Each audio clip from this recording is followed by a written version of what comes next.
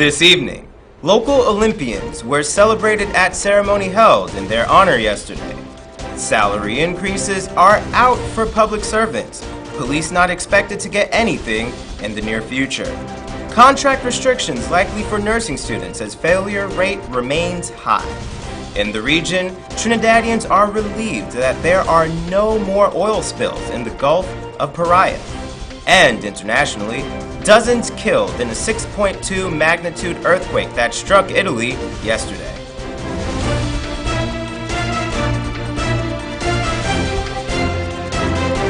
From Safetv headquarters in South Ramsgate Gardens, this is Safetv Headline News with Rihanna Ahmed.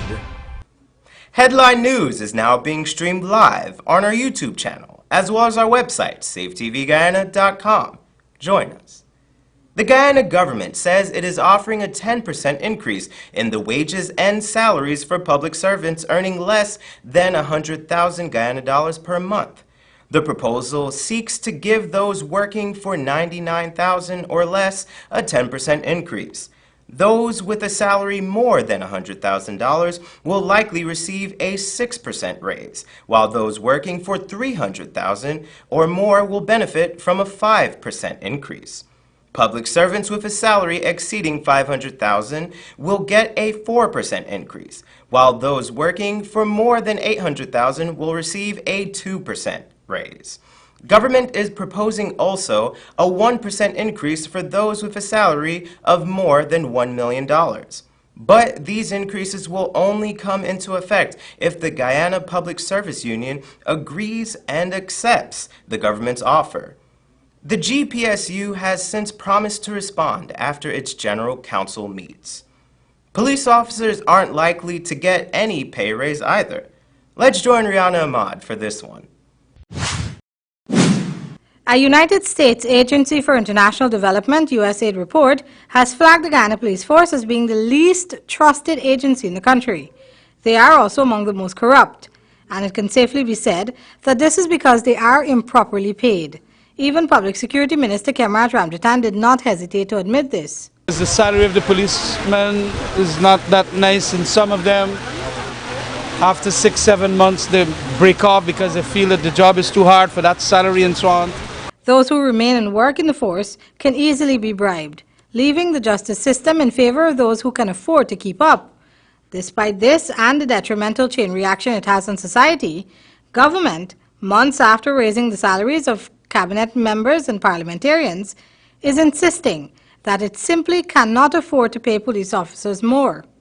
Well, it is very difficult at this stage to increase salaries. The minute you start increasing policemen's salary, the nurses can jump on our backs, the public servants will go, the teachers will want increases. Ramjatan, the country's second vice president, who takes home a super salary of more than $1 million, plus benefits from duty-free and other concessions, went on to cite some economic challenges, which he says are reasons why police officers cannot be better paid.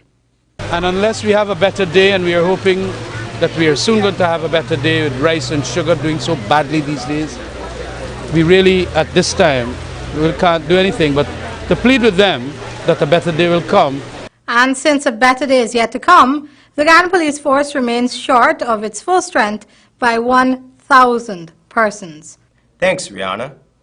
Guyanese Olympians have been celebrated at commendation ceremony as minister promises to work on bettering their conditions so that they may do better on the road to Tokyo. Here's more. We feel very, very, very, very special. Very special because Guyanese Olympians fresh from the 31st Rio Olympics were given a special welcome home through a commendation ceremony by Minister within the Education Ministry's Department of Youth, Sport and Culture in collaboration with the Guyana Olympics Association and the National Sports Commission on Wednesday.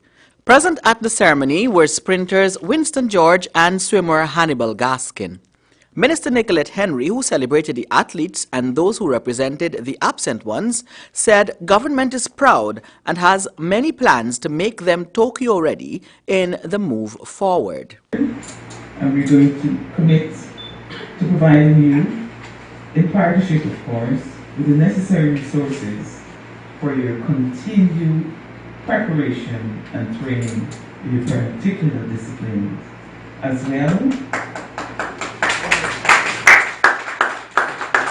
well as we intend to support you to participate and to compete in international meets, wherever they exist. And that will help you to master your skills. The minister recognized that for the athletes to reach their full potential, there is need for more exposure to the relevant competitions that would bring out their best. She also encouraged them to understand that there is need for personal commitment, hard work and dedication. On behalf of the government, we'd like to pledge our commitment to your development so that you can compete at international events at no less a level than other athletes are competing. And that is my commitment to you, the athletes here this afternoon. We at the level of providers, as I said, will ensure that the support that you need, whether it be financial, appropriate training, gear, equipment, we will partner with the Olympic Association and other agencies to ensure that we provide you with as much support as the resources would allow. The minister encouraged athletes to see themselves as future Olympic medalists and further advised them to not become complacent with their achievements thus far, as there is much work to be done in their development. Of their experience gained, the two Olympians offered these responses. It's a pretty amazing experience. I mean, you go out there, you see all the world-class athletes, you get to compete with them. It's amazing. From the last 2012, I would say which was my first. Like the girls, yes, I was nervous because I was never out on such a large stage before. At that time, I had just started running like 2 years before I made it to the Olympics. So, I was a bit nervous, a bit timid, however you want to call it. This time around, I was more experienced. I was not nervous. I went out there. I did what I had to do. It wasn't what I was expecting out of it, but it was way better. Gaskin, aged 18, has big dreams on the road to Tokyo. What do you take away from this experience? You come back and realize that there's a lot more you might need to do. It's not easy, training isn't easy, you gotta put in your work to get where you want to go. Are you working towards going to Tokyo? And what is the plan that you've got? Plan right now is if I can,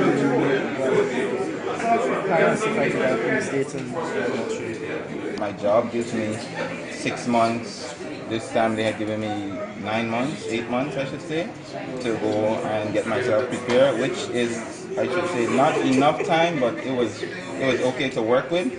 So if you can, as the minister pointed out, these athletes, or Mr. Jumaya said, pointed out, athletes that receive medaling and coming out on the podium and getting numerous medals, and not athletes that work full-time jobs, 8 to 5, let's say 8 to 4. These are athletes that use running, whatever discipline they are in, as a job.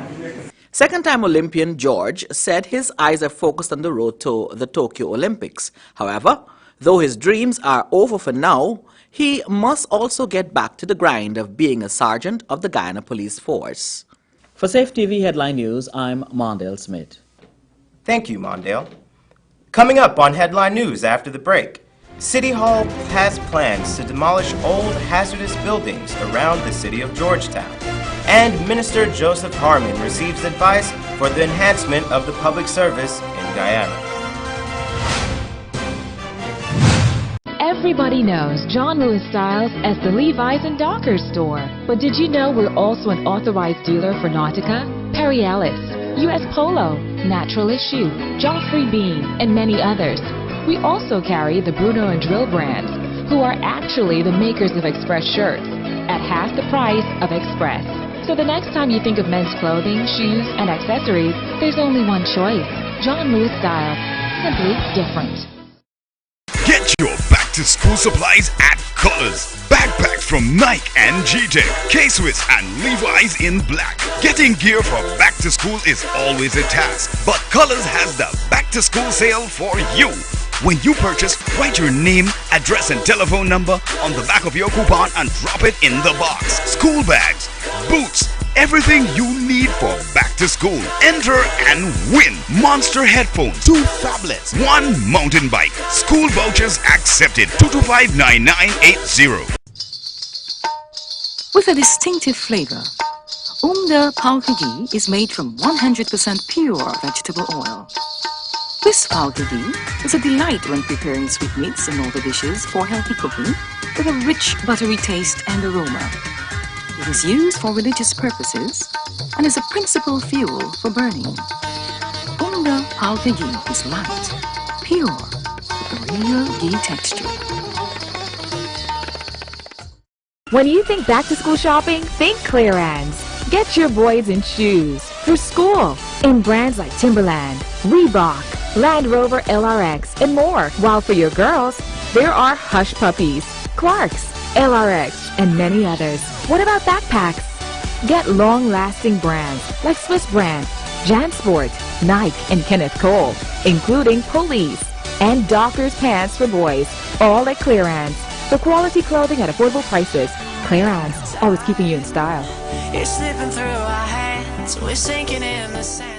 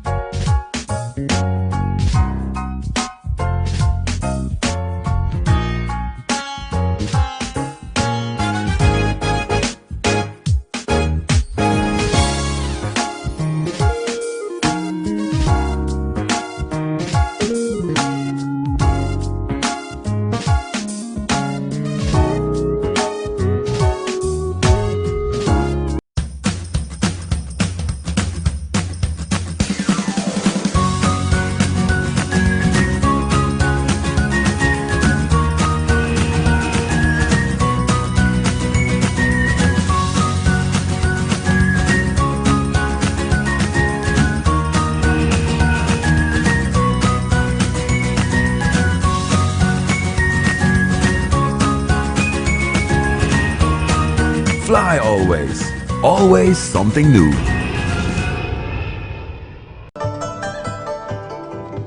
It's always fresh, tasty, enticing, and the best in town. Served hot from our experienced chefs. Come and enjoy our daily meals with a wide and delicious menu to choose from. Also a wide variety of pastries and dessert. We can also host your luncheons, cocktails, parties, and formal gathering. For reservation, call 225-1730, 225-0038, and delivery 225-0195 or 225-0159. The new thriving Chinese restaurant, 32 Main Street, Georgetown. Only at Kissoon's can you get the guaranteed offer of up to 50% discount on every item in their blowout factory surplus sale. 50% off for Guyana's 50th anniversary right through the year. Check it out at their spacious factory outlet at Reinfeldt Industrial Park, where parking is no problem.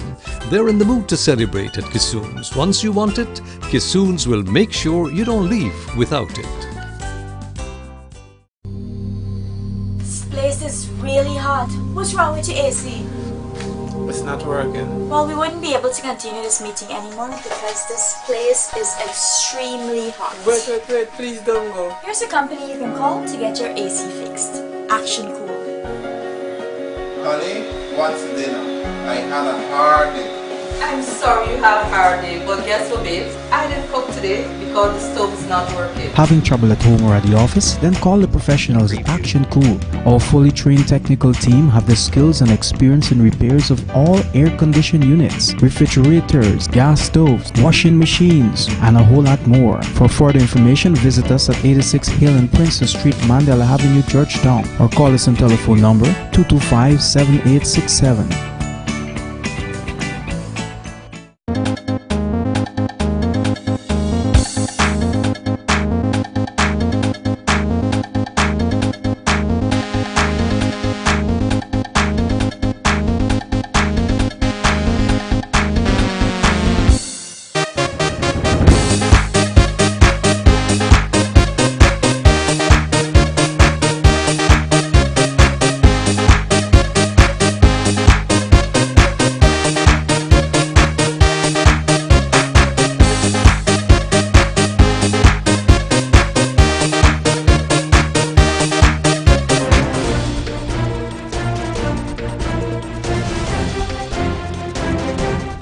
The city engineer's demolition hammer is set to fall on 53 ruinous buildings across Georgetown's 15 square miles.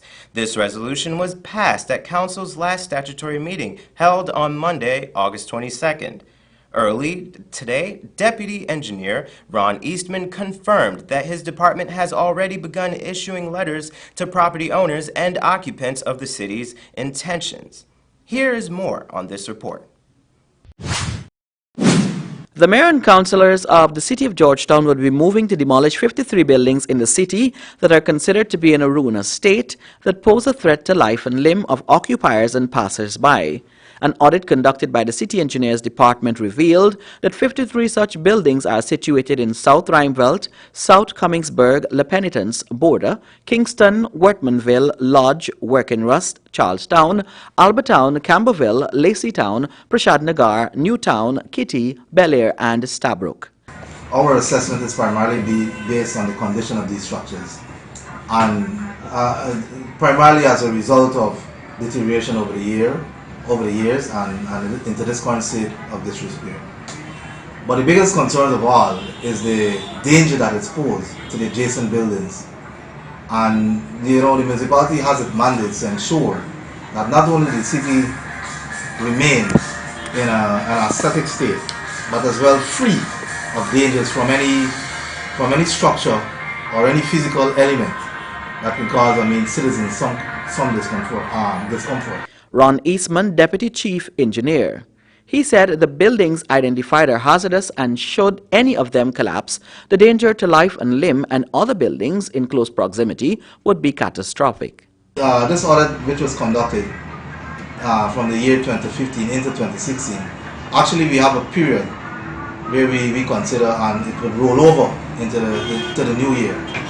So from this audit, we found several buildings that needed to be removed or completely taken down. Town Clerk Royston King said the Georgetown City Council has a responsibility to preserve public safety and health, and further noted that some of the structures serve as a haven for criminal elements. King further noted that the Municipal and District Councils Act empowers the council to safeguard, demolish and remove dangerous buildings. Who is bearing the cost for the removal of these buildings, and are all these buildings unoccupied? That's an excellent question. Who's bearing the cost? Obviously it's the municipality, because over the years it's either the owner has been migrated or we unable to locate. But this is the responsibility of the municipality, knowing that the cost that it might incur to the municipality should one of these collapse under some unknown circumstances. So we are the bearer of having this, these structures to be removed and to be prevent from any further danger, future danger. We're involved in several improvements in communities around the city, and we don't want to have our focus on concerns of just as you mentioned of social defects in communities and so forth. But one of the things that we want to address is the disrepair of these buildings. Even if the building may attract other forms of elements, we want to ensure that it does not pose any danger to the communities. We do get complaints of what it may harbor and so forth in terms of criminal elements, but the engineers department focuses to remove buildings that consider danger to communities. The council is in receipt of reports from residents who reside in close proximity to some of those buildings to be demolished. The first buildings to be demolished are those that are unoccupied. Those that are in a ruinous state and are still occupied, the council is preparing to serve notices on the owners and occupiers to cease to let and cease to occupy such buildings. At what cost is this coming to City Hall at this time? Well, obviously it's surmountable because these are several buildings. And to remove one building requires over millions of dollars. It may sound too much, but this is the reality, because we have to mobilize men, machinery, and then we have to have this stuff to remove. And even when we finish that, sometimes we may need to even clear the land. According to the Deputy City Engineer, the main move to dispatch of the ruinous buildings numbering 53 in the capital city is to ensure that there is no danger to life and limb, and the fact that these buildings can also prove to be hazardous in terms of fire hazard to buildings that are close by. Reporting from in the City Hall compound outside of the City Engineers Department, I'm Mondale Smith for Safetv Headline News. Thanks, Mondale. Minister of State Joseph Harmon said that his recent participation in public administration and public service conferences in Malaysia last week has resulted in Guyana receiving several offers of assistance to support the enhancement of its public service. There is a proposal for a public service staff college. Minister Harmon explained that the introduction of this institution will see a significant change in the culture of the public service. Already, 55 young individuals have been identified to be trained in the first batch. He explained that the government is looking at 3 tiers of training for public servants. The first is the entry level, where people are trained for a period of 8 months, at the end of which they will receive an equivalent qualification to that of a university diploma. The second tier target existing public servants and keep them abreast with relevant skills and systems. Finally, the third tier is designed for senior public servants, such as permanent secretaries and other upper-level public officers. The minister also spoke about how Malaysia used its National Blue Ocean Strategy to provide more efficient public services to its people by bringing together all public offices in central hubs that operate 7 days a week, 24 hours per day. He said that this is what the government of Guyana is looking at and noted that the ministerial outreaches, while only a temporary arrangement, is a step in the right direction so as to make public service more accessible to ordinary Guyanese. The Guyana Revenue Authority wishes to announce that as one of the measures to protect the state's revenue, all importers of steel and steel products will now be required to submit mill test certificates from the manufacturer of the product, along with their customs declarations. GRA wishes to advise importers that if the required mill test certificate is not submitted with the customs declaration, then the importer will be requested to deposit at the rate determined by GRA, pending submission of the certificate. It must also be noted that importers have the option of presenting their case to the Customs Tariff Tribunal for a determination should they challenge the classification after depositing the duties requested by GRA. Importers are further advised that in order to reduce the delay in processing time and clearance of their goods, they can apply to the HSCC in advance for classification decisions on their imports to confirm whether they have used the correct classifications. The HSCC can be contacted at GRA through its secretary, Reshma Birdram, or at classification@gra.gov.gy. Still ahead are regional and international news.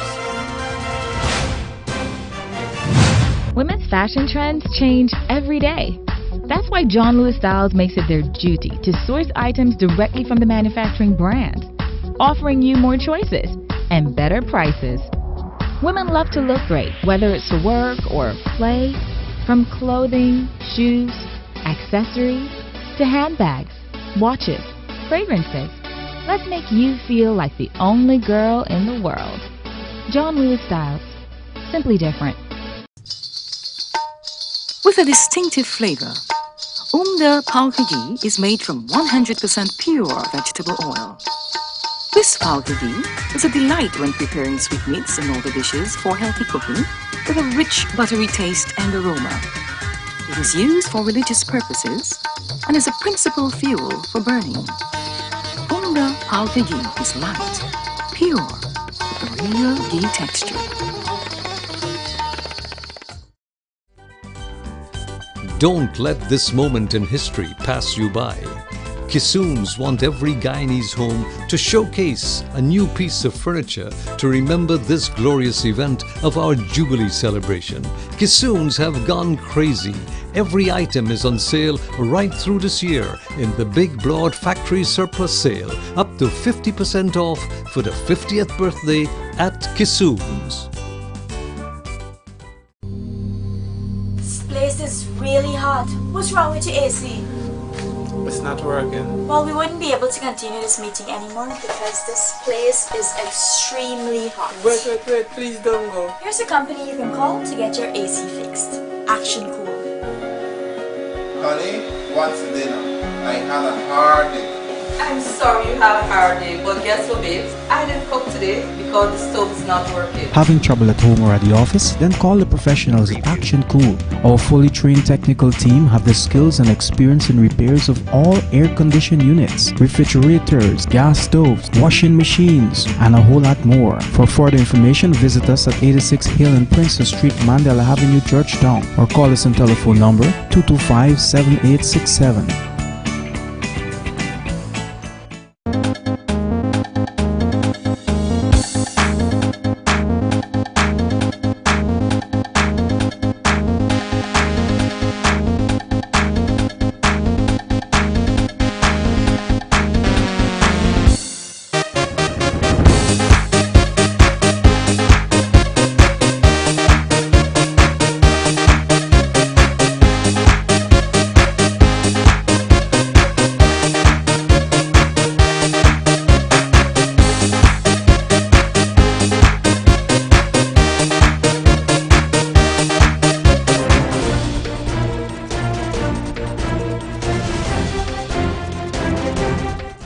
In news from the region now, the people of Trinidad have breathed a sigh of relief as there have been no reports of any new oil spills in the Gulf of Paria.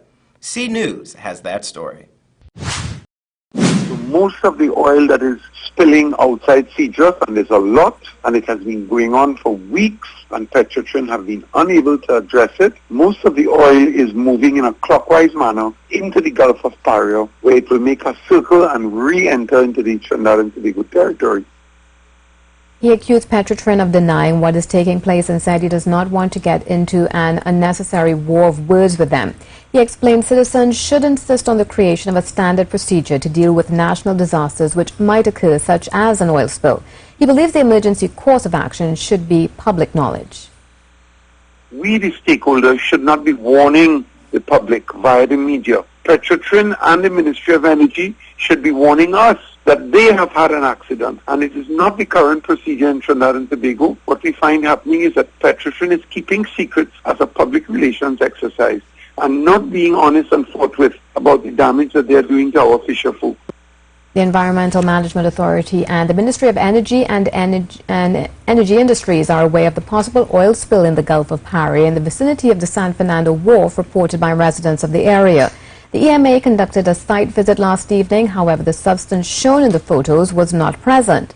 Today, the authority and the Energy Ministry conducted extensive onshore surveillance of the area. However, there were no sightings of any oily substance. Therefore, the source of the spill could not be identified. In light of recent activities in the Gulf of Paria, the Environmental Management Authority has alerted public health officials as a measure of caution as it continues its investigation into this report. And internationally, dozens of people have been killed in an earthquake that hit central Italy. The magnitude 6.2 quake struck in the northeast vicinity of Rome, not far from Perugia.